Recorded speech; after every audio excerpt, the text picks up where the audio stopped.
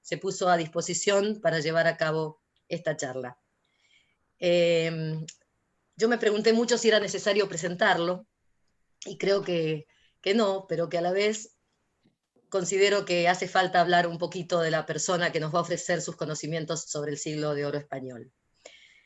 Personalidad destacada de la cultura de la ciudad de Buenos Aires desde 2007, Santiago es dramaturgo, actor, titiritero y docente.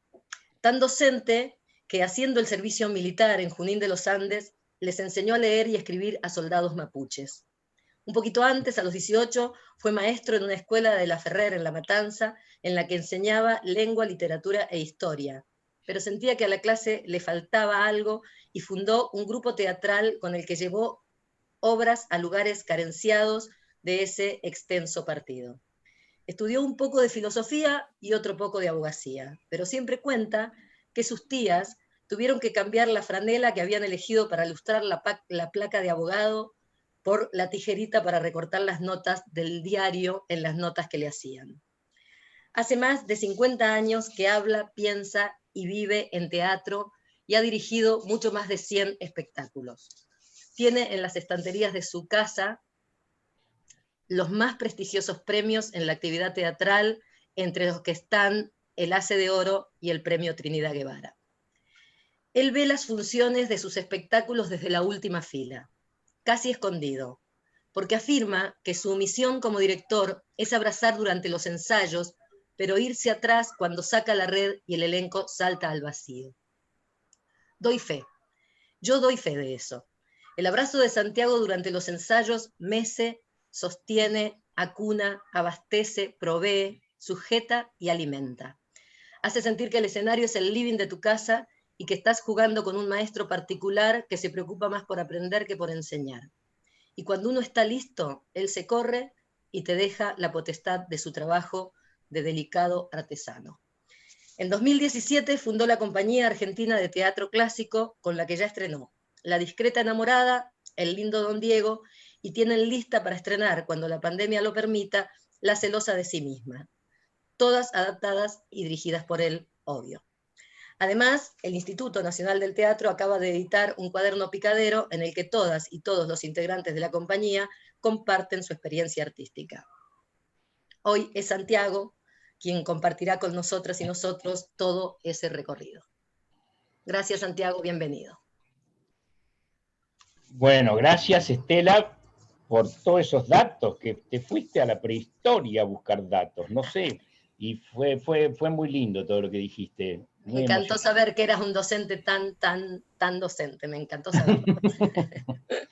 Y gracias a todos, es un regocijo, tanta concurrencia, sobre todo para este tema que es el siglo de oro, porque eso me reconforta y reconforta a la Compañía Argentina de Teatro Clásico para seguir adelante tratando de hacer un hábito de las representaciones del teatro del siglo de oro, porque últimamente se han convertido en una excepción.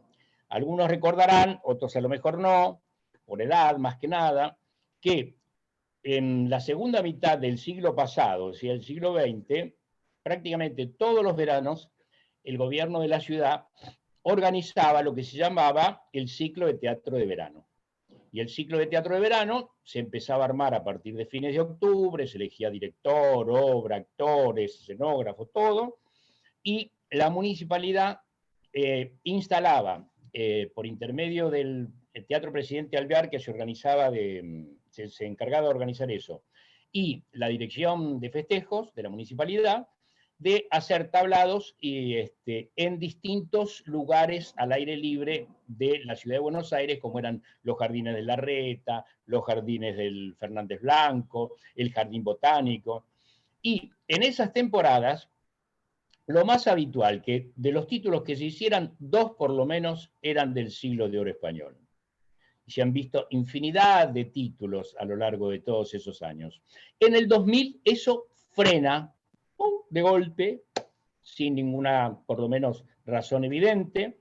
Y recuerdo que frena en el 2000 porque yo estuve en ese ciclo dirigí un espectáculo sobre autores del siglo de oro español en los Jardines de Larreta, y ese mismo año parte de la programación del ciclo de verano era también La Dama Duende de Calderón, dirigida por Daniel Suárez Marsal, que ahora no está en actividad, pero es otro fanático del siglo de oro. Y por eso me acuerdo que a partir del 2000 ya después no hubo más ciclo de teatro de verano. Y como en esos ciclos era donde más se veía el siglo de oro, después, a lo largo de estos 21 años que han pasado, se ha visto, pero en forma excepcional. Hemos visto una Celestina también de Suárez Marsal, muy interesante, allá por el 2005, algún Calderón de la Barca, una Numancia en el Cervantes, una hermosa visita de españoles con Blanca Portillo a la cabeza, de una vida y sueño de Calderón maravillosa, pero siempre, insisto, es más una excepción que un hábito. Entonces, nosotros estamos bregando para volver a que esto sea un hábito. Hablarles del siglo de oro, hay mucha información, desde lo histórico, desde lo religioso, desde lo social, desde lo político, pero cantidad enorme de información. Vamos a ir más hacia lo que dice el título de la charla, ¿no? Desde la dramaturgia al escenario, cómo pasamos del texto al escenario, qué es lo que más preocupa al actor.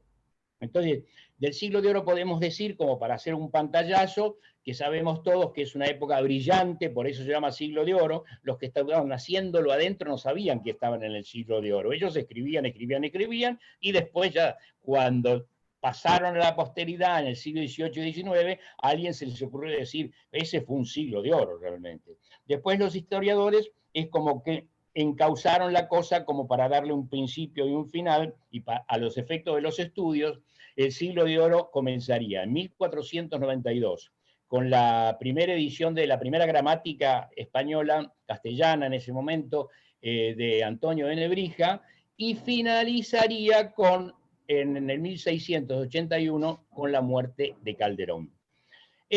El siglo de oro es inmenso, ya se dan cuenta que más que un siglo son como 2 siglos, y tiene además como 2 movimientos estéticos muy importantes, que uno son el Renacimiento y otro el Barroco, pero a los efectos de la charla que queremos hacer nos vamos a enfocar un poco, vamos a llevar la cámara hacia el Barroco, y especialmente hacia los finales del siglo XVI y a los principios del siglo XVII, en donde estaban todos reunidos ahí en Madrid, porque en esa etapa que les estoy diciendo, en Madrid estaban Lope de Vega, Miguel de Cervantes, Góngora, Quevedo, Tirso. Alguien, no sé por qué, los había juntado, y todos en Madrid. Además, se peleaban entre ellos, pero se peleaban con sonetos, además. Uno le hacía un soneto así muy ofensivo al otro y se lo mandaba. Esto me lo escribiste vos, seguro. O sea, tenían unas rencillas tremendas desde la actividad misma. Es más, el propio Cervantes, al principio se llevaban bien con Lope, pero después empezaron a chocar, porque en realidad Cervantes, pobre, tuvo una vida bastante complicada y se murió sin saber que iba a ser el padre de la lengua castellana. Mira, y entonces lo celaba de alguna manera a Lope, porque Lope era un comediógrafo importante en su momento. Es más, Lope en Madrid creaba tendencia. Hay que usar el sombrero a lo Lope, hay que escribir a lo Lope. Entonces, de alguna manera, Lope nunca llegó a ser la maravillosa novela como El Quijote, pero Cervantes nunca pudo ser el dramaturgo que fue Lope. Y eso los ponía un poquito nerviosos a los dos. Ahora, es importante todo lo que dejaron, porque es un material que está lleno de belleza y atemporalidad. Entonces es como casi una necesidad el poder transmitirlo y el que se siga representando.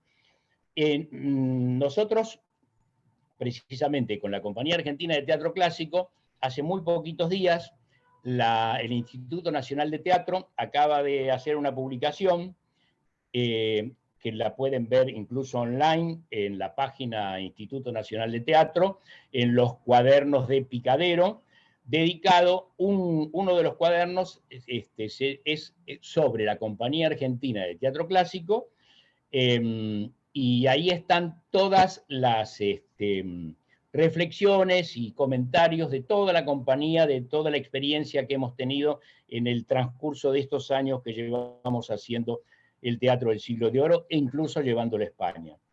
Me voy a permitir leerles simplemente unas pequeñas palabras que hice de prólogo a esa publicación, pero más que nada porque va a ser como un poco la línea conductora de la charla esta, ¿no? El prólogo de esa publicación dice: la aprobación del público de todas las edades, tanto aquí como en España, ante nuestro primer espectáculo, La discreta enamorada de Lope de Vega, hizo que alguien preguntara: ¿vuelve el teatro clásico español? Nunca se ha ido, siempre estuvo y está. Esos textos, esparcidos en variadas ediciones, esperan que alguien les encienda la luz, los despierte y los convierta en representación, pues para eso fueron escritos. Los clásicos lo son porque a pesar del tiempo siempre tienen algo para decirnos. Con su contenido nos iluminan la mente y con su musicalidad nos acarician el alma. El feliz recorrido transitado hasta ahora y hasta hoy ha convertido a nuestra tarea en una misión: la divulgación de los clásicos. De la mejor manera, tal vez la única, su representación. Y aquí estamos. La Compañía Argentina de Teatro Clásico es una agrupación de teatristas destinadas a recrear el siglo de oro para revisar el ayer, confrontarlos con el hoy y plantearnos un mañana. Quería leerles esto porque realmente esto nos plantea que la representación es lo fundamental para poder divulgar el siglo de oro. Pero atentos, porque en realidad todo el teatro es fundamental, la representación. Los novelistas quieren lectores, los dramaturgos quieren espectadores. Entonces, todo dramaturgo que escribe con esa ilusión y ansiedad de que haga un grupo de actores que lleve eso al escenario.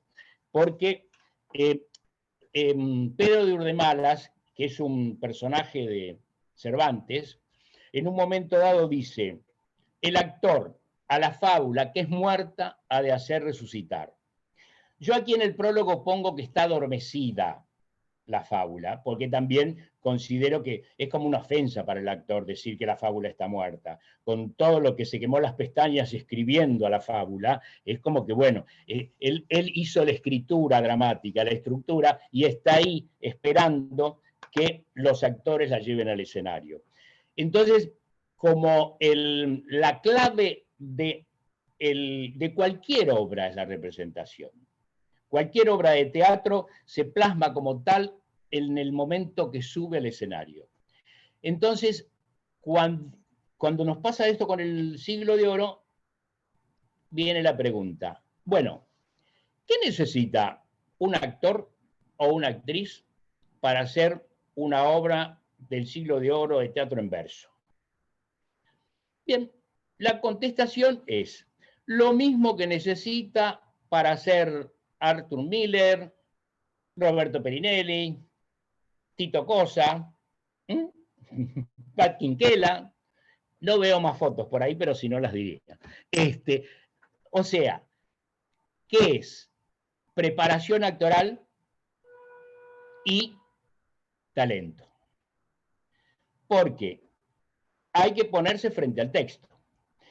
Porque en el texto del siglo de oro, en el teatro en verso, hay que tener en cuenta tres aspectos. Uno sería la forma, otra el contenido y otra la emoción. La forma, estaríamos hablando de todo lo que tiene que ver con la versificación. todo lo que tiene que ver con la métrica, por ejemplo, el octosílabo, el endecasílabo, el pareado, la redondilla, el romance, montones de elementos que son infinitos, porque es bastante amplio todo el mundo de lo que tiene que ver con la versificación.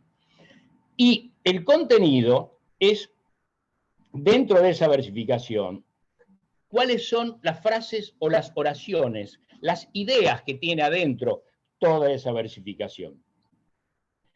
Entonces, yo particularmente, en principio, lo que pongo mucho, así, mucho, puntualizo mucho la parte de entender lo que estamos diciendo. O sea, ir en la búsqueda del contenido. No porque desvalorice la métrica, porque ojo que la métrica es precisamente el ritmo de la poesía, que se percibe, no se escucha. Pero ¿qué pasa? Que si uno logra entender al verso, entender lo que dice en el verso, el actor trata de entender lo que dice en el verso y entiende lo que dice, seguramente si el actor entiende lo que dice, el espectador entiende lo que escucha. Entonces, bucear en lo que digo realmente, qué es lo que estoy diciendo, cuáles son. Este verso me dice una idea, pero estos otros dos versos me mandan otra idea. Entonces, es bucear adentro del verso qué es lo que me está diciendo. Entonces, cuando yo estoy bien consciente de lo que es el contenido, ahí obviamente le puedo poner la emoción, porque me entiendo de qué se trata y digo, bueno, esto está enojado, o esto está enamorado, o esto está rabioso, le pasa algo. Entonces la emoción aparece en función del contenido. Y el método que yo uso, algunos filólogos y algunos lingüistas seguramente me van a tirar de las orejas, pero bueno, es el método que yo uso y me va bastante bien con él, me da resultado, así que discúlpenme, pero lo voy a seguir usando. Y es que no agobio a los actores con todo el tema de la métrica y la versificación.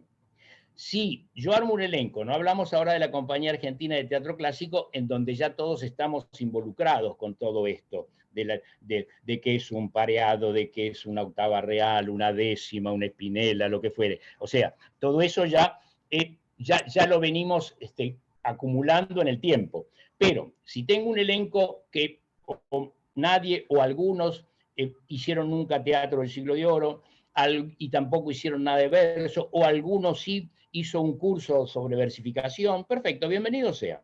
Pero digamos, el punto de partida es ir en búsqueda de los contenidos. Y yo después, cuando empezamos a transitar los contenidos, ahí voy lentamente, en vez de tener los 3 o 4 días atosigándolos con todo esto del octosílabo, ¿no? La métrica, que es bastante difícil y engorroso al principio, entonces yo los entusiasmo desde el contenido, porque en realidad lo que busca una actriz o un actor es el contenido rápido, quiero ver qué digo, qué hago, cómo siento, ¿no? Y entonces a partir de ahí después le digo, ojo que acá lo que estás haciendo es una redondilla, respeta esta parte porque fíjate que la primera tiene que coincidir con la cuarta, no te comas esta palabra porque si no rompes la métrica del verso. Es decir, sobre la marcha se van enterando de qué se trata.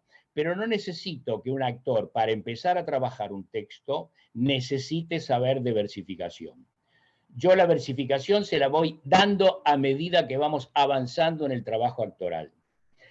El que sí tiene que saber de versificación es el adaptador, o el que hace la versión, y el director, porque obviamente tiene que haber alguien que sepa del tema. Por lo general, o sea, puede haber un adaptador por un lado, el que haga la versión, y el director por el otro, pero en la mayoría de los casos, como en mi caso, el director es el que adapta la pieza. Esa adaptación tiene que ver con la duración. No nos olvidemos que en esa época la duración de los espectáculos era bastante amplia, porque la gente lo tomaba como un evento. O sea, las funciones empezaban a las 3 de la tarde y terminaban al anochecer en invierno. Y en verano empezaban a las 4 de la tarde y terminaban en anochecer también en verano. Que yo, entre paréntesis, para el que estuvo en Almagro alguna vez, a las 4 de la tarde en verano con 43 grados a la sombra, pienso, bueno, cómo había que estar para estar allí viendo una función y haciéndola arriba del escenario, ¿no? Pero bueno, eso es un tema aparte. Entonces, lo importante es tener el contenido de la pieza. Cuando uno tiene el contenido, mejor dicho, estábamos hablando de la adaptación. Entonces, el adaptador, que es el que corta un poco el texto, lo aligera, lo alivia de arcaísmo, porque de repente hay palabras muy antiguas que no se entiende lo que son, hay a veces a palabras muy españolas, no nos olvidemos que estamos trabajando para un público argentino, ¿no? Si bien estamos haciendo trato español para un público argentino. Entonces a lo mejor hay alguna palabra española que aquí no quiere decir nada y de repente se la puede reemplazar por otra, pero con el cuidado absoluto de que, por ejemplo, entre esa palabra en el formato, porque si es una esdrújula voy a tener que reemplazarla por una esdrújula, si es una grave por una grave, porque todo el trabajo de adaptación que se hace es siempre respetando la estructura, porque la estructura teatral sobre todo del Siglo de Oro, es una partitura. Entonces yo tengo que tener respeto a esa partitura. Y para tener respeto a esa partitura, tengo que tener conocimiento si estoy ante una redondilla, si estoy ante un romance, si estoy ante una Spinella, etcétera, etcétera, etcétera, montones de elementos que tiene la versificación.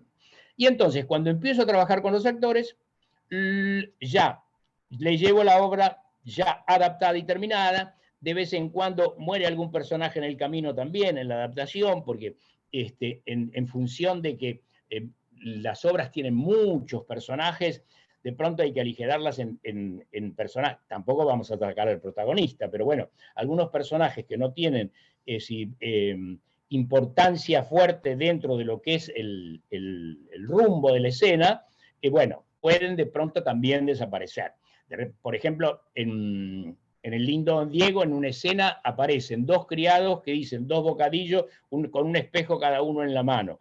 Es decir, armar una cooperativa y poner dos chicos o dos actores con un espejo en la mano, hasta es una pena por ellos mismos tenerlos ahí durante toda la obra, nada más que para que entren en el espejo del segundo cuadro. Entonces, ese tipo de cosas también de pronto hay que limpiarlas para la versión.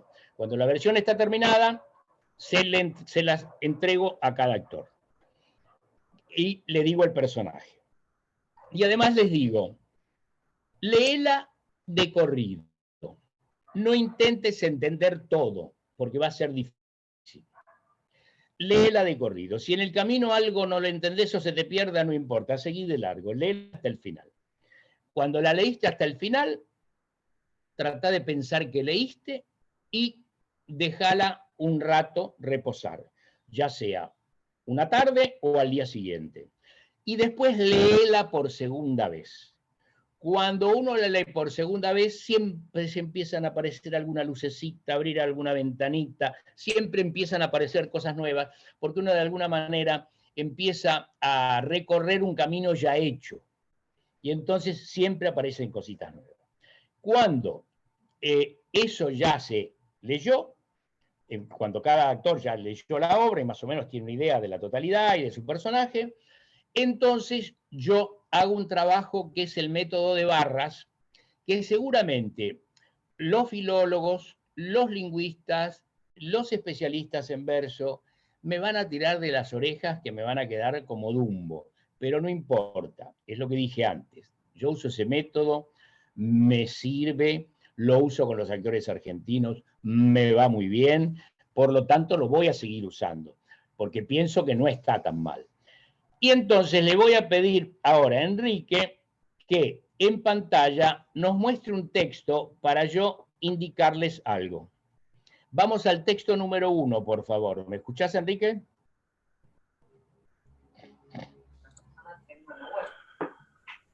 El 1. Ser compradores. Ahí estamos. Perfecto. Entonces, Esto es el primer cuadro. Puedo buscarte todo lo demás, menos eso. Espera que haya algo que se mete ahí. No, porque siempre es mucho más. Hay un sonido que se mete. Hay alguien a quien mutear, me parece. Bueno, entonces, esto sería el primer cuadro del primer acto de La discreta enamorada, la obra de Lope de Vega, que fue la primera que hicimos con la Compañía Argentina de Teatro Clásico. Entonces yo voy a leerlo casi sin ningún tipo de entonación.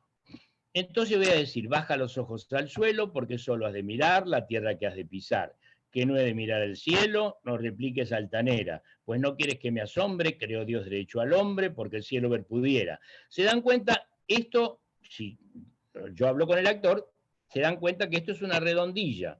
¿Por qué es una redondilla? Porque va armando cuartetas.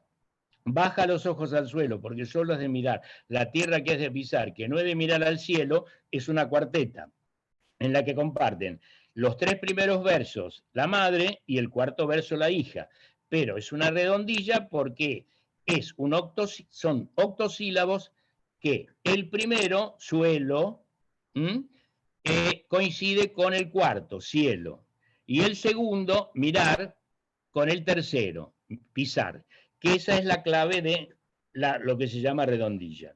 No repliques altanera, pues no quieres que me asombre. Creó Dios derecho al hombre porque el cielo ver pudiera. Ven ahí de nuevo. Altanera con pudiera, la 1 con la 4. Asombre con hombre, la 2 con la 3. Bueno. Cuando quieras contemplar en el cielo en tu aposento, con mucho recogimiento tendrás feliz lugar. Decía tu abuela honrada que una doncella altanera era en la calle una fiera de cazadores cercada. Piérdese cuando la lavan, ríndese cuando suspiran, que cuantos ojos la miran, con tantas flechas la clavan. Levantar un poquito porque me falta un texto ahí, el de Fenisa, ¿puede ser? Enrique, Fenisa me quedó colgando. Bueno, está bien. Bueno, entonces dice, pues ¿cuándo se ha de casar una mujer nunca vista? Eso no ha de ser conquista que es imposible aceptar. Pues ¿qué ha de ser? Buena fama, de virtud y de nobleza. Donde falta la riqueza, mucho la hermosura llama. Que ya no quieren los hombres, solo a virtud. Pues ¿qué? Hacienda. Y entonces fíjense que ahí empieza el segundo cuadro. Entran otros dos personajes. Pero fíjense la maestría de la pluma, del autor, que es Lope de Vega. Ahí hay un verso compartido. El verso compartido sería, sola virtud, pues que hacienda. Eso, por ejemplo, se llama en versificación verso compartido. ¿Por qué? Porque en realidad, sola virtud, pues que hacienda, es un solo verso. Con la diferencia que, en vez de decirlo de corrido a un solo personaje, las dos primeras palabras del verso la dice la hija, las otras dos la dice la madre y la última la dice la hija. Eso se llama verso compartido, porque es un mismo verso compartido con los dos personajes. Porque en realidad la cuarteta sería esta cuarteta, dice que ya no quieren los hombres, sola virtud pues que hacienda. Sola virtud pues que hacienda sería el segundo verso. Sola virtud pues que hacienda.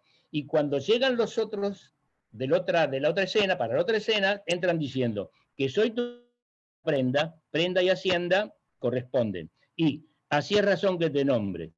Entonces, que ya no quieren los hombres, o no, hombres con nombres y hacienda con prenda. Entonces, ahí también cierra la cuarteta.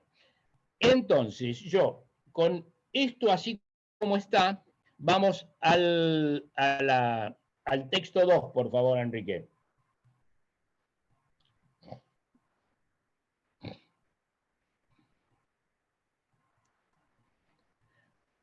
Estén atentos a las barras. El método de las barras, que yo le llamo, por el cual me pueden tirar las orejas los filólogos. Baja los ojos al suelo, barra. Porque solo, barra, has de mirar, barra, la tierra que has de pisar, barra. ¿Qué? Barra. No he de mirar al cielo, barra. No repliques, barra. Altanera, barra. Pues, barra, no quieres que me asombre, barra. Creó Dios, barra. Derecho, barra. Al hombre, porque el cielo ver pudiera, barra. Cuando quieras contemplar en el cielo, barra, en tu aposento con mucho recogimiento, barra, tendrás ceniza, barra, lugar. Decía tu abuela honrada, barra, que una doncella altanera, barra, era en la calle, barra, una fiera de cazadores cercada.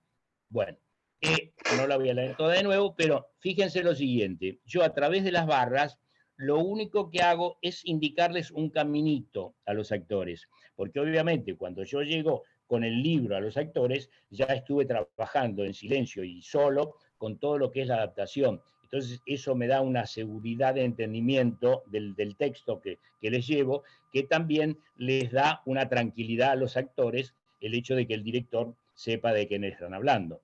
Entonces, cuando entonces yo empiezo a respetar las barras, aparece lo que sería ya más el sentido de la frase. Baja los ojos al suelo, porque solo has de mirar la tierra que has de pisar. ¿Qué? ¿No he de mirar el cielo? No repliques, altanera. Pues no quieres que me asombre. Creo Dios, derecho al hombre, porque el cielo ver pudiera.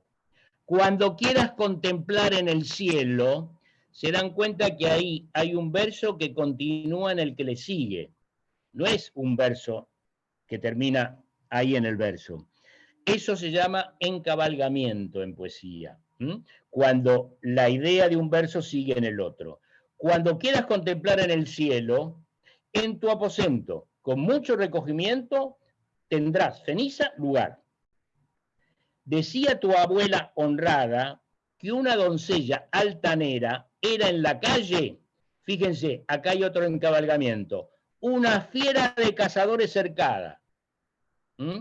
Porque ahí está otra idea. Entonces, eso le va dando mayor sentido a la palabra y el actor encuentra que lo que está diciendo no lo está diciendo en prosa, lo sigue diciendo en verso, pero rescata lo que está diciendo y al mismo tiempo la métrica que sigue existiendo detrás de todo eso, el ritmo del verso sigue percibiéndose.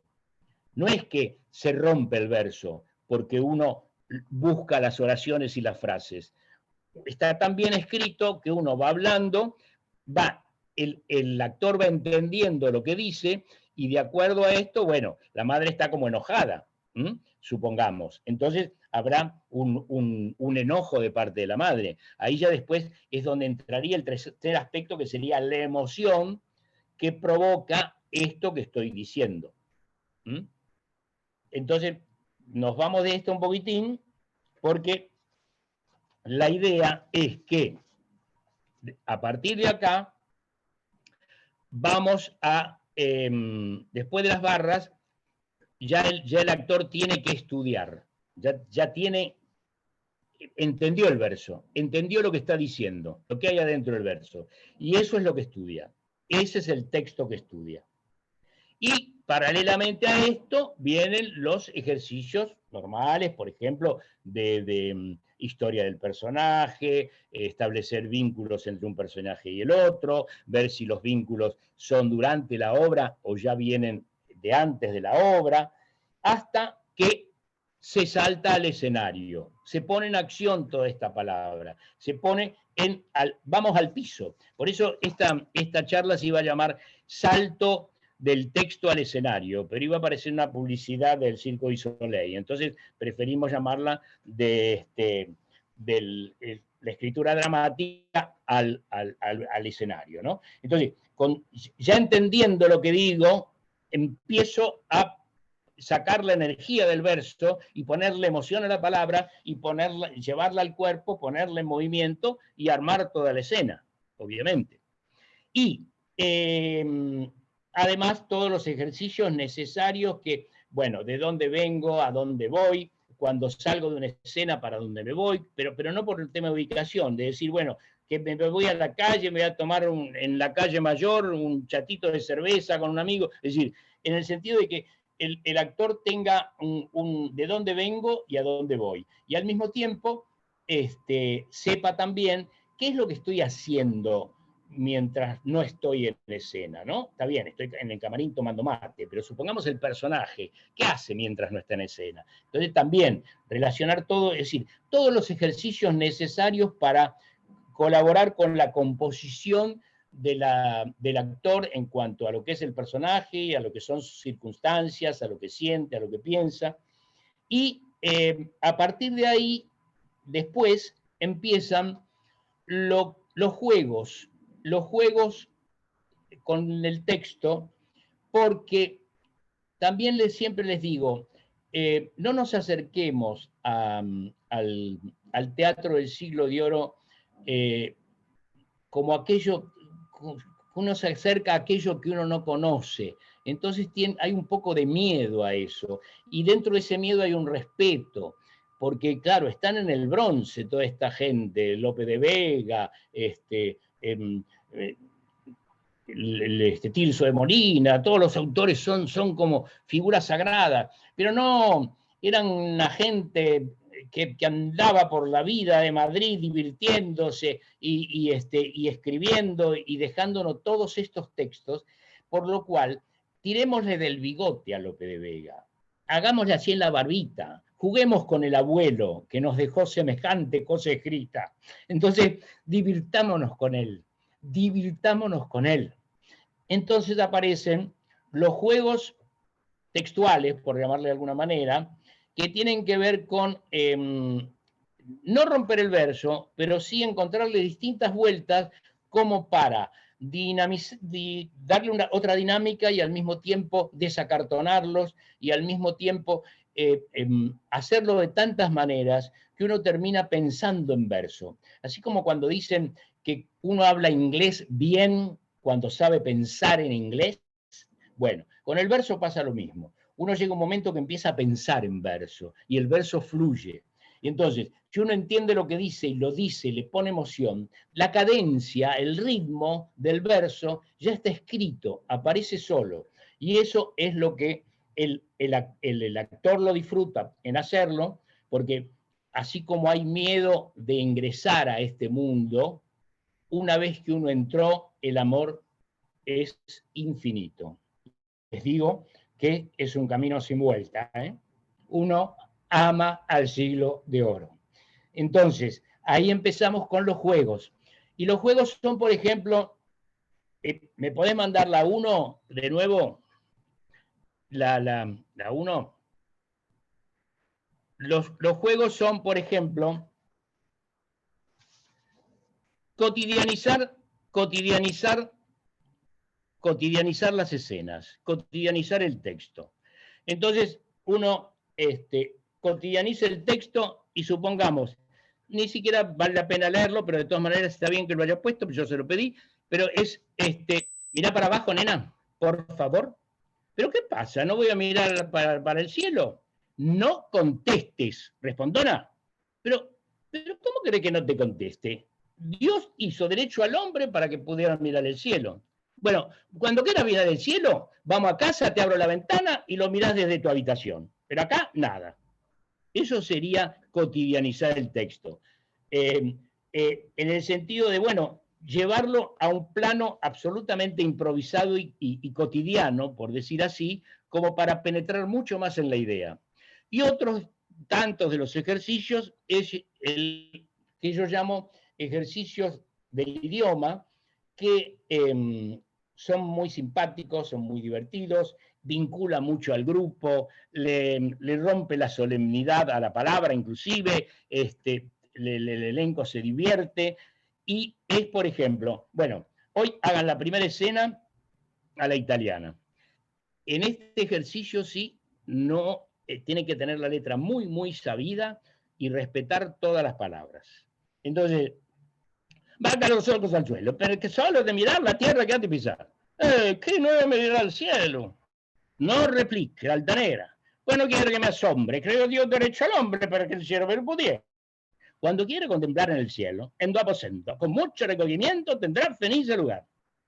O de repente digo, bueno, ahora en apaisanado, baja los ojos al suelo, porque solo has de mirar la tierra que has de pisar. ¿Qué? ¿No has de mirar al cielo? No repliques, altanera. Vos no quieres que me asombre. Creo Dios derecho al hombre por cualquiera que pudiera. O si no, vamos al chino. Baja los ojos al cielo. Porque yo les de mirar la tela sal. ¿Qué? ¿No hay de mirar al cielo? No le piques, bachillera. Bueno, quiero que me asombre. Creo Dios derecho al hombre porque el cielo me pudiera. Entonces, digamos, eso hace que el actor juegue, se divierta con Lope, le tire del bigote a Lope, le tire de la barba y se afloje, se ablande y ingrese el verso a su alma, digamos. Podés sacarla esta nomás. Entonces, ahí es donde saltamos al escenario y ponemos ese texto ya en función del movimiento, de la acción y de todo lo que tenga que pasar en el escenario. Por ejemplo, en el caso de La discreta enamorada, esta que fue la primera que hicimos, a mí en realidad el exceso de escenografía no me entusiasma demasiado, salvo para algunos casos, y siempre pienso en algo que tiene que ver con la convención, con la teatralidad, ¿no? Yo insisto siempre en el hecho de que el espectador cuando saca su entrada sabe que va a jugar y sabe que lo que va a ver es ficción, pero tiene la obligación de creérselo de alguna manera porque para eso pagó la entrada. Porque si paga la entrada para no creérselo, es mejor que no. Y el actor tiene la obligación de alguna manera trabajar con la veracidad máxima posible para hacerle lo suyo verosímil al público. Y el público tiene que captar esa verosimilitud y ingresarla en él como una veracidad. Entonces, ese puente imaginativo es en definitiva la convención, la teatralidad, el juego que es el teatro, porque la gente va al teatro a jugar y nosotros somos los encargados de jugar para el público y jugamos juntos. Es un ping-pong de ida y vuelta. Entonces, en el sentido de ese sentido de juego de lo que es un espectáculo, la escenografía excesivamente realista está bien, me gusta, está muy bien hecha y todo, pero igual la enmarcás con el cuadro escénico, le pones los spots que se ven y ya esos spots y la boca de escena al espectador sabe que está en el teatro, por más realista que sea y una exquisitez de realismo lo que ves arriba del escenario. Entonces, yo creo que lo importante es la capacidad de imaginación de ambas partes. Eso desde el punto de vista de lo que a mí me pasa, porque soy bastante minimalista en la cuestión de lo que es lo escenográfico. Sumado eso a los tiempos que corren, al hecho de que es una cooperativa, que tampoco podemos tirar la casa por la ventana, porque los subsidios están, pero aguantan para lo posible, tampoco son para hacer grandes producciones y grandes escenografías.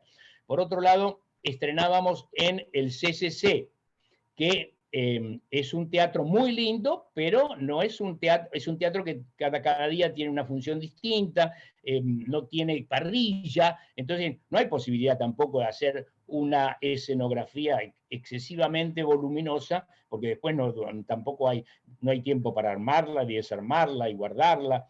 Y por otro lado, que yo también seguramente cuando hice La discreta enamorada, en algún rinconcito de mi alma pensé que alguna vez la podríamos llevar al Almagro, pensé, no, mucha escenografía no, porque después, ¿cómo viajo con toda escenografía? Si es una compañía del Cervantes o del San Martín, bueno, hay todo un presupuesto para llevar escenografía, todo va en un avión, pero una cooperativa ya cuesta llevar los trajes, encima llevar una escenografía. Entonces dije, yo necesito para 2 o 3 cuadros, 2 asientos, porque se tienen que sentar sí o sí en esas escenas.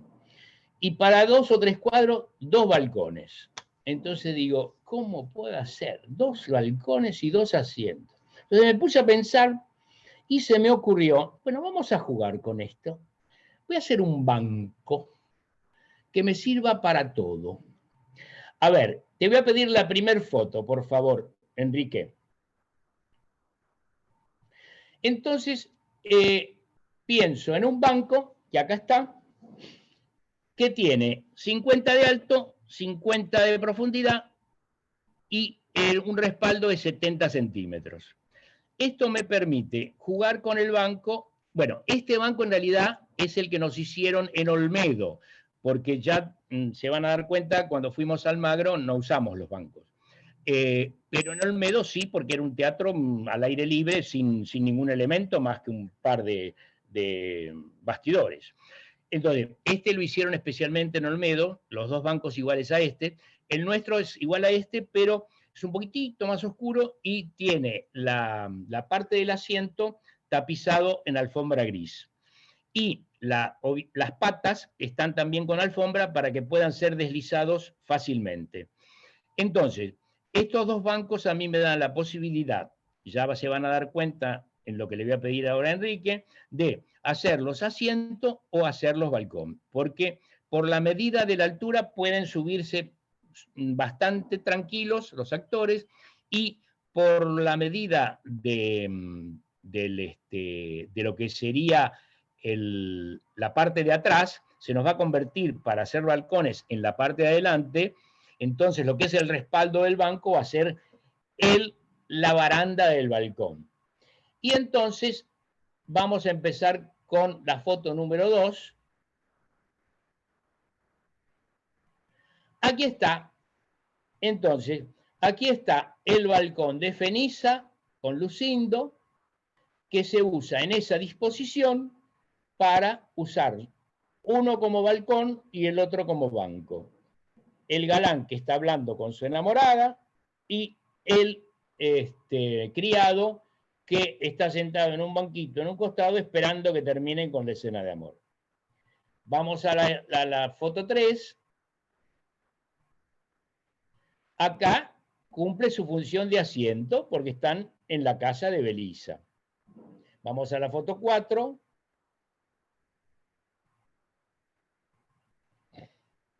Acá es el balcón de Gerarda. Entonces, como hay un solo balcón y ella tiene que hablar con varios, entonces con los dos bancos armamos un solo balcón, que sería el balcón de Gerarda. Seguimos con la foto, la que viene. Acá están las dos sentaditas en la casa de Belisa, que los bancos están puestos mirando en diagonal hacia adelante. Seguimos con la que sigue. Acá sería la casa de Gerarda. Entonces, para diferenciar los espacios desde la imaginación del espectador, ponemos los bancos en otra posición, para que cada cuadro, si cambia de lugar, el cambio de los bancos da también noción de cambio del espacio escénico. Y después está lo que sería, a ver la que sigue, y esta sería la escena de la calle, cuando el galán le da el pañuelo que le tira la muchachita. Ahora, todo esto obviamente fue en el... pero vamos a Almagro, nos invitan para ir a Almagro, y no se necesitaban esos dos aditamentos para la escenografía, porque fíjense ustedes lo que es el corral de Almagro. Mandá la otra foto, por favor. Este es el corral de Almagro. Una belleza, digno de conocerse. Se descubrió así casualmente en el año, creo, 1628, y desde los años 50 que se lo puso a punto, y es una maravilla porque está tal cual en la época que fue construido. En realidad es muy chiquito. Fíjense, cada una de esas placas que ustedes ven tiene el tamaño de 1 metro. O sea que el escenario tiene 8 por 5 de profundidad. Nada más eso. Entonces acá, yo lo único que tuve que hacer es pedir 2 banquitos chiquitos para hacer las escenas de los bancos y arriba todas las escenas de los balcones. Ahí tenía en el medio el balcón para la casa de Gerarda, los balcones de los costados para la casa de Feniza. Entonces, ¿qué pasa? Porque las funciones del corral eran eso. Eso es lo que quería Lope. Lope estaba un poco enemistado con lo escenográfico, en realidad. ¿Por qué? Porque escribía comedias para el Corral de Comedias. Y el Corral de Comedias no acepta mucha escenografía, porque es una escenografía en sí mismo. Tiene todo lo necesario como para hacer algo. Más o menos llegar a ser igual, pero como el teatro isabelino. Entonces, el actor es un ser trashumante que llega, se viste, sale a escena y ahí está todo para hacer. Entonces, lo importante de eso es recurrir a lo que se llamaría, para esa época y para esta también, la escenografía verbal. ¿Por qué es escenografía verbal? Porque la palabra cuenta. Pónganse que una función a las 3 de la tarde. Entonces, hay una frase muy linda con la que termina El arte nuevo de hacer comedia, Lope de Vega, que dice: oye atento y del arte no disputes, que en la comedia se hallará de modo que oyéndola se pueda saber todo. Es decir, a las 3 de la tarde acá alguien decía: qué noche hermosa, mirá las estrellas. Y ya el público sabía que era de noche. O sea, la palabra contaba la escenografía. Esa es la escenografía verbal. Que en la escenografía verbal tendríamos dos tipos de didascalias: las implícitas y las explícitas. Las explícitas son cuando el autor dice la casa de fulana o en tal lugar, y las implícitas es las que están adentro del verso, adentro de lo que el actor, el personaje cuenta. O la celosa de sí misma dice: Madrid, qué hermoso lugar. Y el criado dice: esa es la calle Mayor. Entonces, ya con la palabra, el autor ubica al actor y al espectador en el espacio escénico. Eso es lo que se llamaría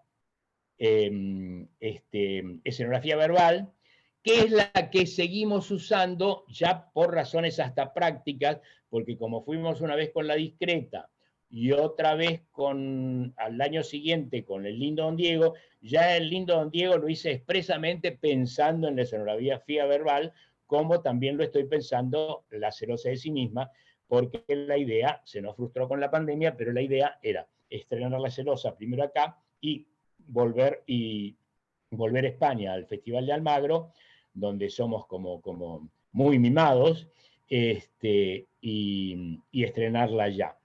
Entonces, ya ahora, cuando concibo las puestas, las concibo pensando, supongamos, en el centro de la conversación y en el Corral de Almagro.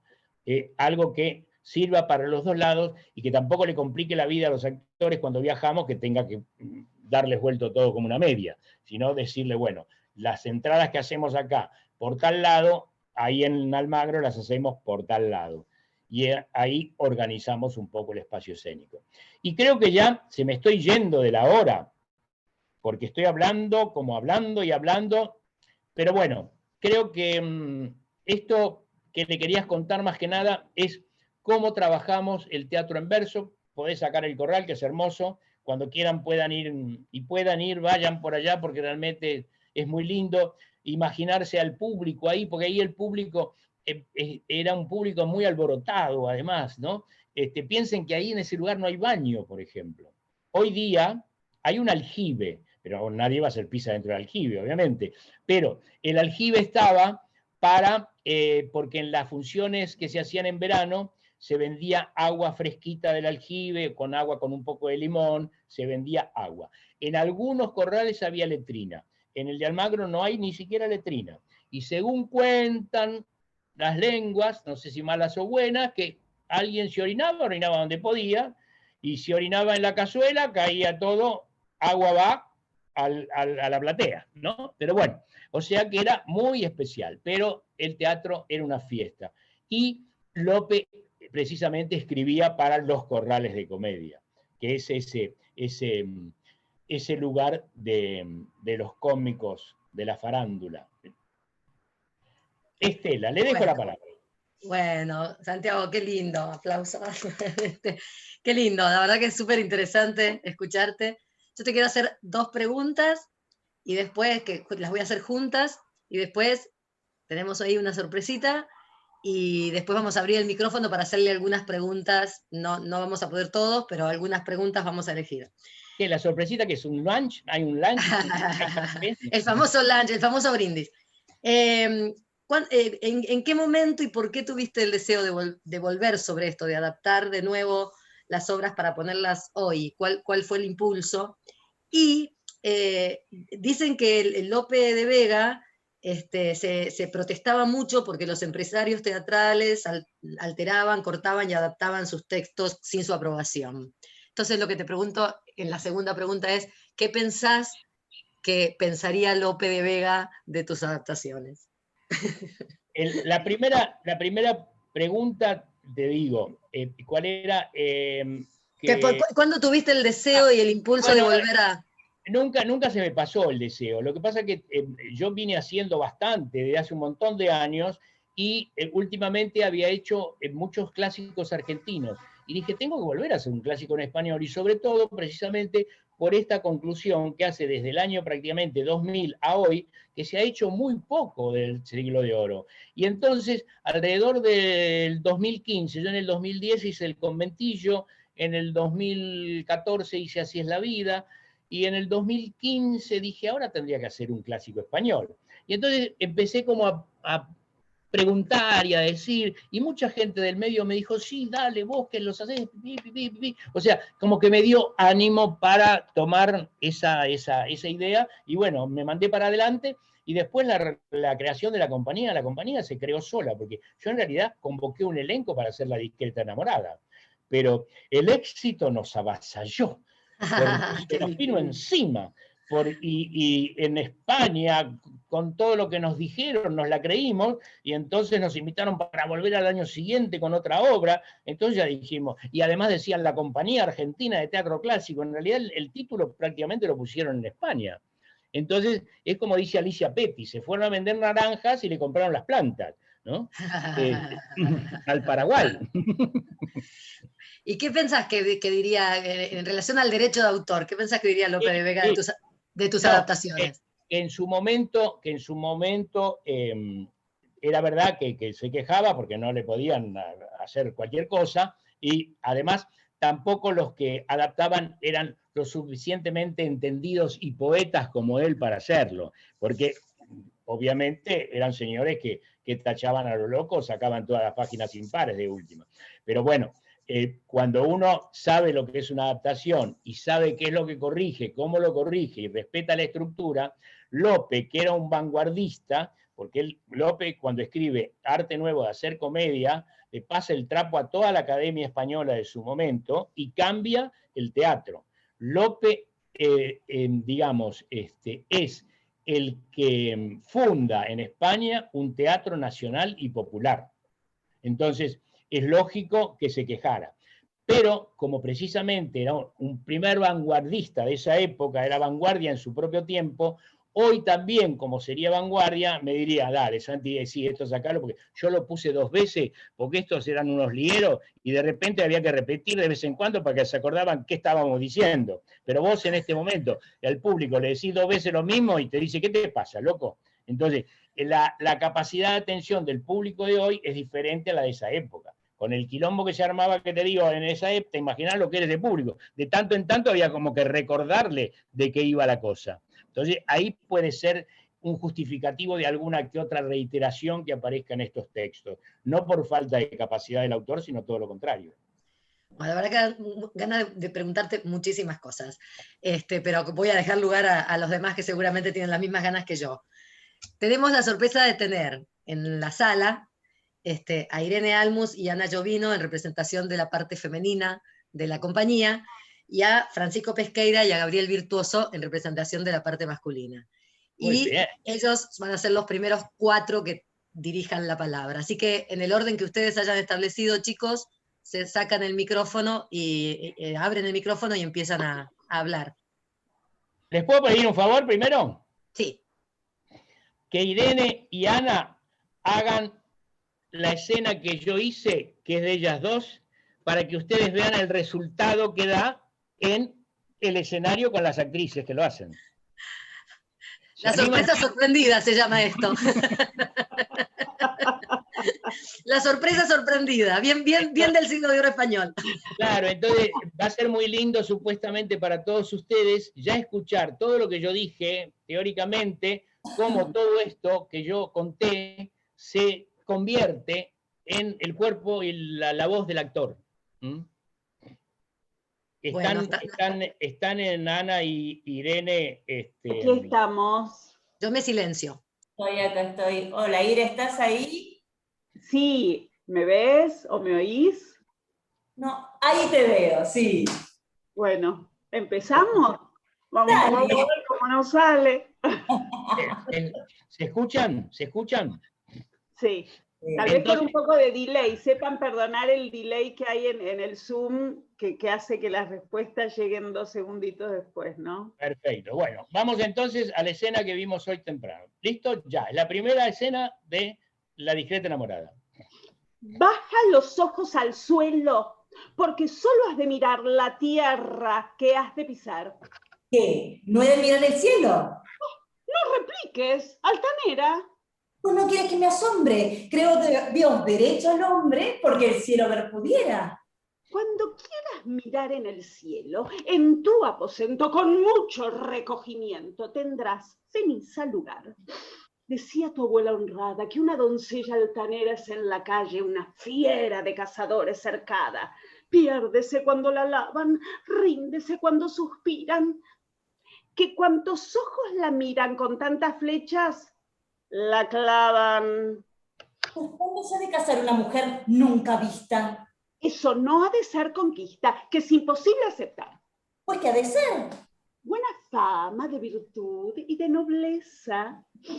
Donde falta la riqueza, mucho la hermosura llama. Que ya no quieren los hombres sola virtud. ¿Pues qué? Hacienda. Muy bien. Bueno, ¿se dan cuenta?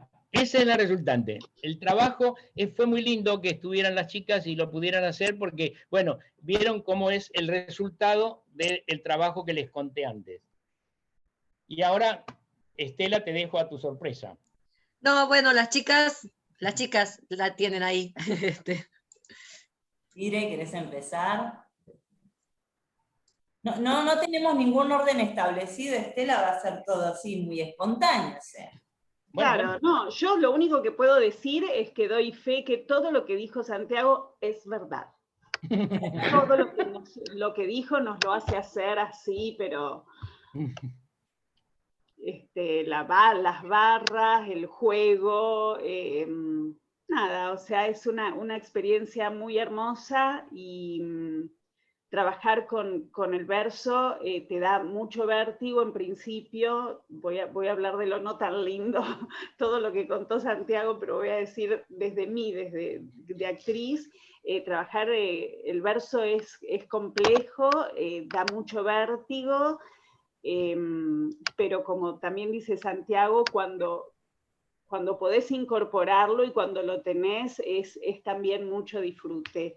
Y es maravilloso ver cómo cuando te olvidas de una palabrita, en plena función estás diciendo el texto y estás pensando que no te acordás la palabra siguiente, la reemplazás por una exactamente con la misma cantidad de sílabas, con cualquier palabra, ahí está reemplazándola por la misma cantidad de sílabas y el mismo formato, digamos, o sea que sí, que hay algo de la música, de la poesía que ya tenés incorporado.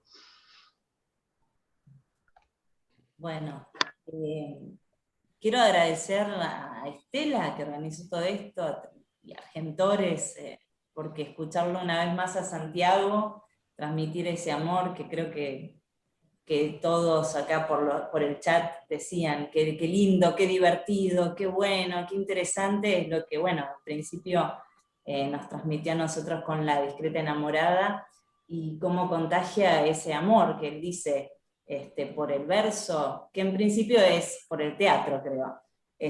No tuve otra oportunidad de trabajar con Santiago si no es en el verso, pero creo que es el amor por el teatro.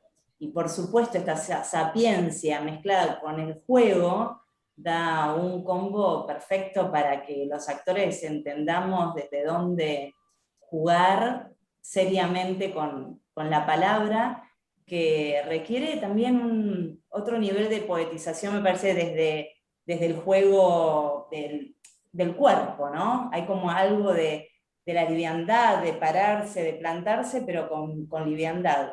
Si uno se deshace un poco, parece que la palabra esa no se puede abarcar, y si uno se rigidiza demasiado, se pone demasiado solemne. Entonces estos juegos que nos propone Santiago hace que también el cuerpo entre en disposición para la palabra, ¿no? Y bueno, nada, gracias Santiago por este amor que nos has transmitido, te quiero un montonazo. Bueno, y sigamos adelante, por supuesto. Bueno, gracias, chicas. Bueno, Gabriel o Francisco, no sé cuál de los dos quiere decir algo. Francisco, ¿querés empezar vos, que sos más veterano? Como quieras, vos sos más talentoso.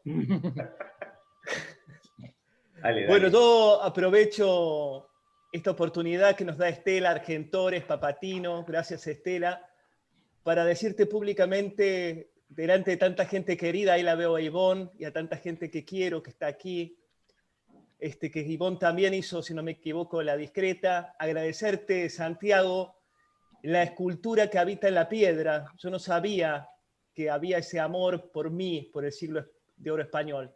Eso me lo enseñaste vos, a mí y a mis compañeros y compañeras que también no hay faltan hoy: Mónica de Agostino, Gastón Ares, Pablo Di Felice, Andrés D'Adamo, Jazmín Ríos y Rosalía Celentano, que como productora es un integrante más del elenco, ¿no? Y quiero agradecértelo porque una cosa es sentir la pasión y otra sumarle pasión al otro. Yo he tenido pasión por el cine argentino, pasión por la música, pasión por el siglo de oro español, por Tirso de Molina, por Agustín Moreto, por Lope de Vega. Esa pasión la tengo gracias a vos. Y otra cosa que quiero contarle a la gente presente aquí, que durante todo este año, ¿no?, enorme de estar en esta pandemia, nunca dejamos un solo día de la semana, del miércoles que tenemos programado, de reunirnos para seguir haciendo Siglo de Oro Español por el método del Zoom, pero nunca, desde que cortamos nuestra actividad teatral, dejamos de estar presentes, y eso también te lo agradezco a vos. Ahora sí, Gabriel Virtuoso, podés hablar. No, bueno, sí, gracias por la posibilidad. Me parece que Santiago nos ha infundido la necesidad de divulgar esto que hemos aprendido en estos ya 6 años, creo que van, ¿no? De que empezamos 4. con el... ¿4? 4. ¿4? Bueno, para mí fueron 10. Así que promediando... La verdad que empezamos, yo no tenía la menor idea de lo que era el Siglo de Oro y me metí en un mundo como si fuera una pileta y no puedo parar de nadar en él, gracias a la pasión que le pone Santiago y la verdad que a lo bien que nos fue con estos proyectos. Ahora hemos estudiado, tanto que hemos escrito este cuadernillo que la verdad que es... muy interesante, me parece, para divulgar precisamente lo que es el Siglo de Oro, ¿no? Me parece que es una tarea quijotesca que Santiago encaró, yo creo que inconscientemente, porque él dice la compañía surgió se creó sola, y yo creo que no se creó sola. En algún punto él tenía, aunque sea inconscientemente, esta idea de formar una compañía, o era consciente de la necesidad que existiera una compañía de teatro clásico. Me parece que los clásicos en Buenos Aires muchas veces parece que es Shakespeare y Molière, y el Siglo de Oro ha sido como arrasado de esto, y un poco el problema es el verso, ¿no? Claro, Shakespeare no lo aprendemos en verso, lo traducimos y lo transformamos en prosa. En cambio, para meterse con Lope de Vega, con Calderón de la Barca, hay que saber un poquito más, y a veces somos medios... digo yo que soy dramaturgo también, los autores encarar estos textos para adaptarlos dan un poco de pereza. Es más fácil meterse a veces con Shakespeare que con estos monstruos de la literatura, ¿no? y del teatro. Me parece que el desafío es hacer popular esto, ¿no? Me parece que nosotros llegamos a España y nos aplaudieron tanto, nos dieron tanto reconocimiento, que la verdad nos impulsó a decir, bueno, esto nació popular, el teatro clásico nació popular y tiene que seguir siendo popular. Me parece que la tarea que nos encomendó, que nos encomendamos, digamos, juntos con Santiago y la compañía, y esta charla es una oportunidad de seguir divulgando y haciendo popular estos clásicos, ¿no? Y bueno, lo que estamos escribiendo, y la verdad lo que decía Francisco realmente es, el año pasado estábamos miércoles y viernes 3 horas pasando obras, estudiando sobre versos, sobre prosificación, sobre estos sistemas tan originales de Santiago y tan reconocidos, porque la verdad que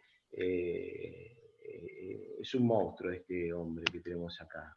Parece una persona así tan humilde y tan que se emociona, pero es un monstruo lo que hace, es increíble. Lo que ha logrado con nosotros es realmente increíble, sobre todo conmigo, ¿no? No me quiero hacer cargo de los talentos que me acompañan en esta compañía, pero la verdad que es un monstruo. Bueno, no quiero decir más nada para que puedan preguntar, etcétera, pero me parece que, nada, aplaudámoslo y cuidémoslo a Santiago, porque tiene mucho para contarnos, para decirnos y para entusiasmarnos con el teatro clásico. Bueno, hay una metodología que es que levanten la mano por el chat. Vamos a elegir 5 o 6 preguntas. Ahí Hugo Bab-Quintela lo hizo primero que nadie.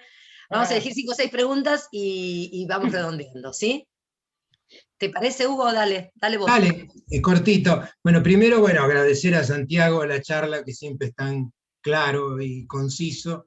Yo vi la apuesta de La discreta enamorada y quiero señalar, aparte del laburo de los actores, que me pareció excelente, el tema de la síntesis, ¿no? Con la silla, que era balcón y me pareció una genialidad de síntesis, ese objeto que se transformaba permanentemente, ¿no?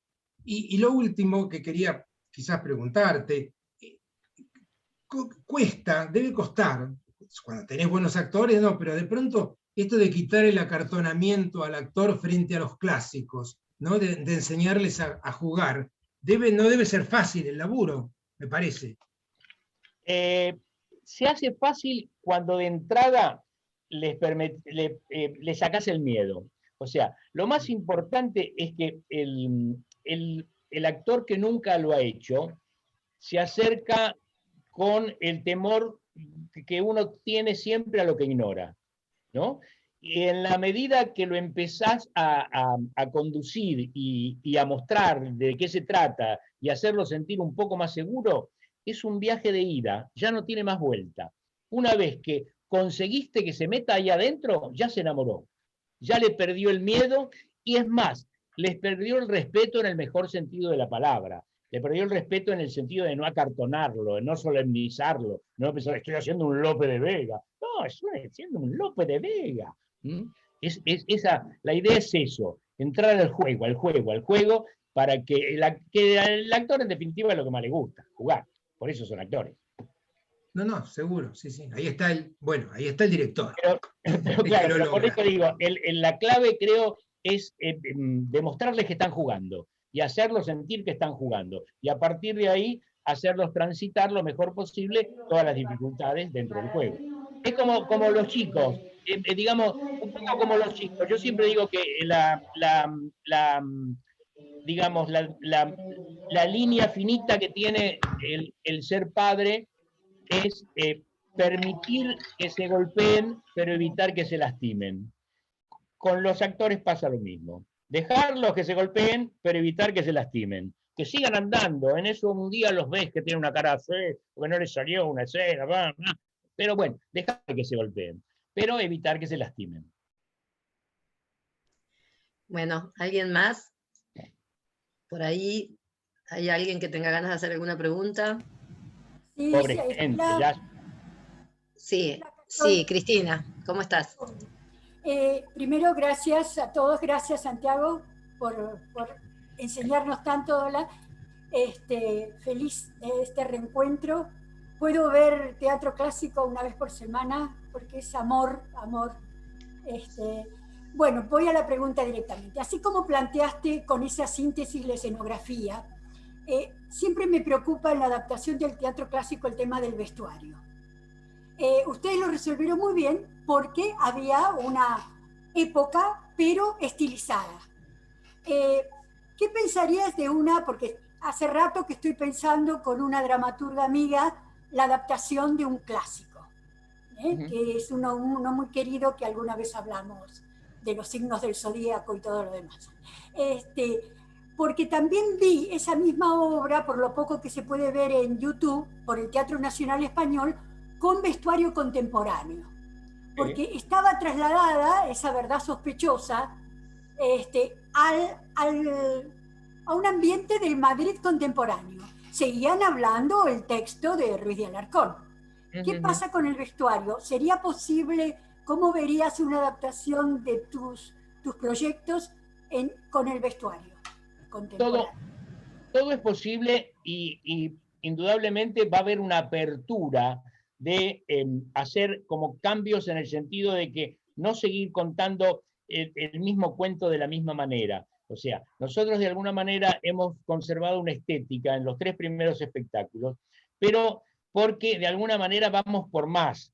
O sea, yo quiero que el público, tanto el actor como el público entienda la forma, para después poder deformárselo y que la siga entendiendo. Porque yo en este momento lo que estoy haciendo es una obra de Lope y no un espectáculo basado en Lope.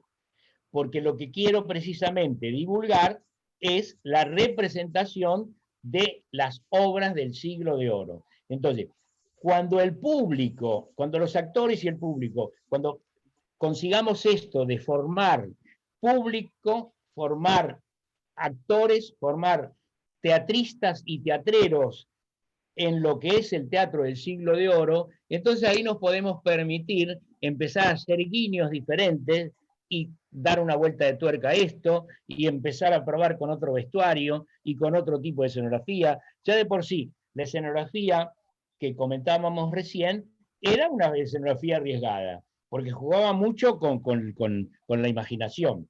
También podés hacer lo mismo con el vestuario. Yo esa misma escenografía la hubiera podido hacer a lo mejor todos vestidos de smoking. Para el caso es lo mismo, porque lo que se trataba, y sobre todo lo que se sigue tratando por ahora, en las puestas que estamos haciendo, es valorizar la palabra, porque cada escena de un clásico es una partitura. Entonces la palabra es lo más importante del escenario, obviamente dicha por el actor. Entonces, el actor se hace cargo de esa palabra y no importa cómo lo vistas.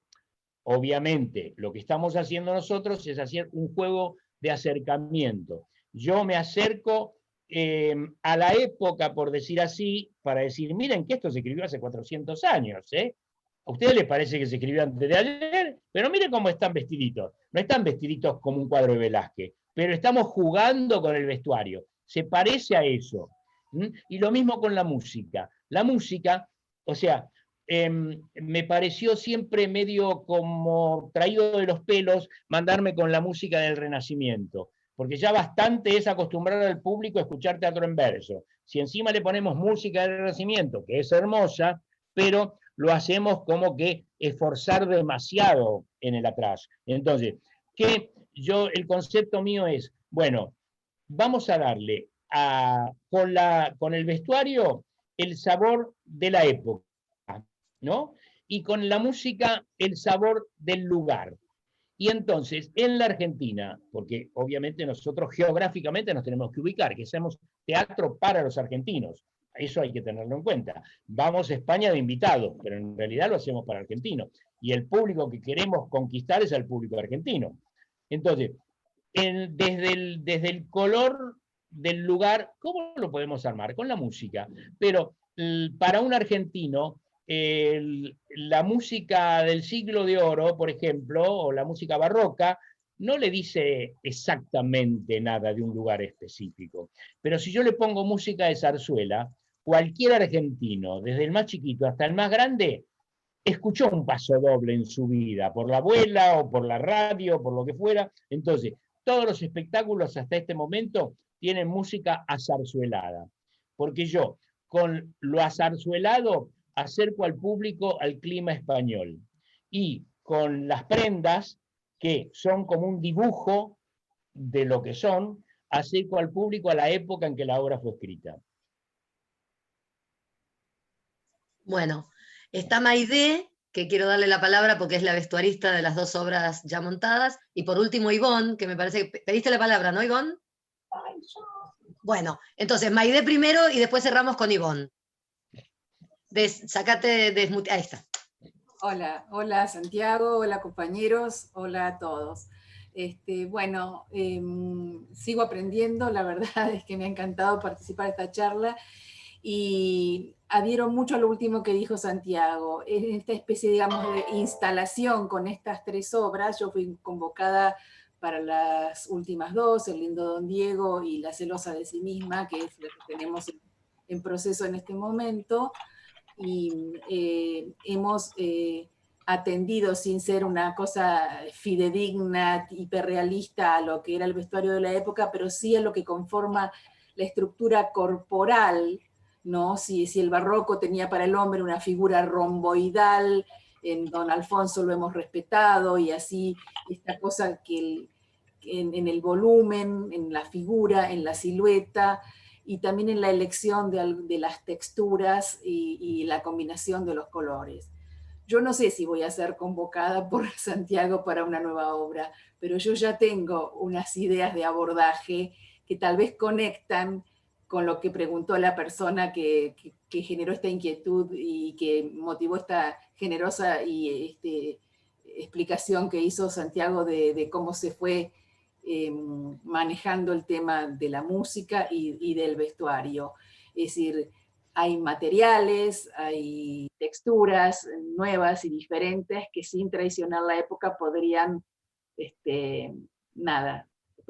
ser muy expresivas y muy significativas, tal vez a futuro. En este momento nos mantuvimos, insisto, sin hacer una cosa hiperrealista, pero sí respetando, por ejemplo, la silueta de la época y con una paleta de colores muy cuidada, y sí con Santiago acordamos, por ejemplo, un común denominador ahora en La celosa de sí mismo, que no lo voy a decir para que la gente lo descubra, pero fue un acuerdo que tuvimos de una presencia, de un detalle que está absolutamente en todos los vestuarios de las mujeres y de los varones. Queda para la gente descubrirlo. Gracias Santiago por convocarme. Para mí es un disfrute. ¿Qué más puede querer un vestuarista que tener un vestuario de época? Es un rodeo y un placer tremendo. Gracias. Gracias, Maidé. Bueno, Ivonne, tenés que sacar desmutearte.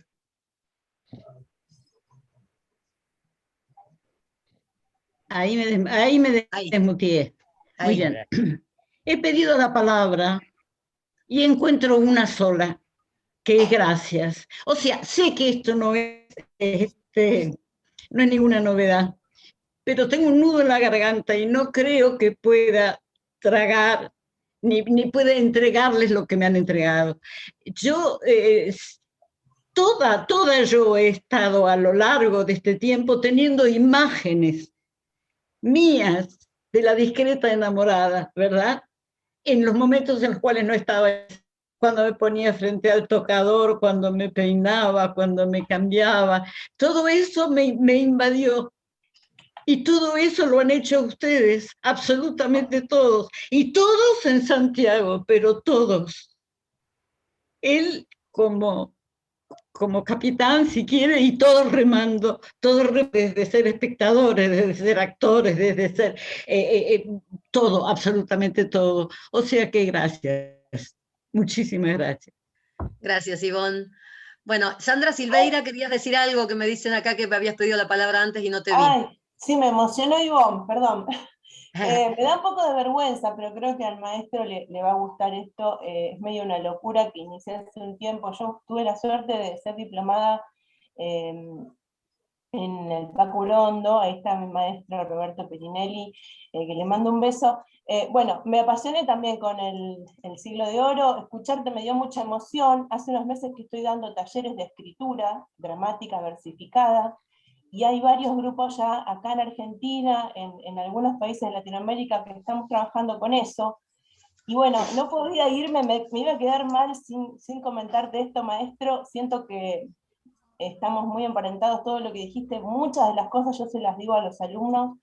Me emocioné cuando vi el tablado de Almagro, y ahí me di cuenta que mi camino es por ahí, porque amo la palabra versificada.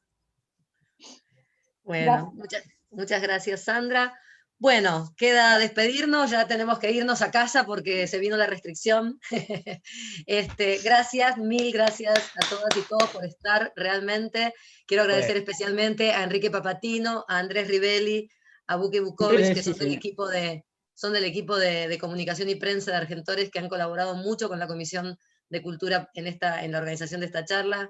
Ni hablar del trabajar siempre con Santiago. Es un placer, hemos trabajado súper aceitado y ha sido muy, muy lindo este mes organizando esta charla. Agradecerle a Argentores que nos permitió el espacio, a todos ustedes, y creo que no me olvido de nada, Hernán Morán, Bettina Carturán y Pablo Hulhich, que hicieron este trabajo de diseño y de difusión. Gracias, Santiago, te dejo cerrar a vos. Y un beso para todos.